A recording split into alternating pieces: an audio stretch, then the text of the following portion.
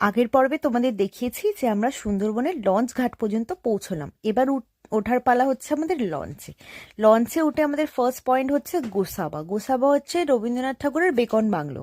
এখানটায় আমাদের site scene করে তারপরে এখান থেকে আমরা রিসর্টে যাব। তো ফার্স্ট এখানে সাইট সিন করতে এলাম। ভীষণ সুন্দর একটা মানে খুবই সুন্দর জায়গা, অনেক বড় এরিয়া নিয়ে তৈরি, ওর মধ্যে বাচ্চাদের পার্ক করা ছোট করে।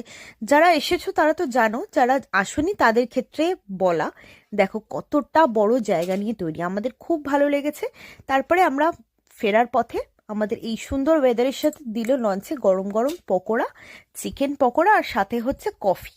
তো এর তো মজাটাই আলাদা। ওখানে আমার ছেলেও একটু পকোড়া ফকোড়া খেয়ে নিল। এখানে আমরা সবাই বসে আছি, বেশিরভাগ নিচেই ছিলাম আমি, কেন কি ছেলেকে নিয়ে আছি যেহেতু, উপরে প্রচুর ঠান্ডা হাওয়া দিচ্ছিল।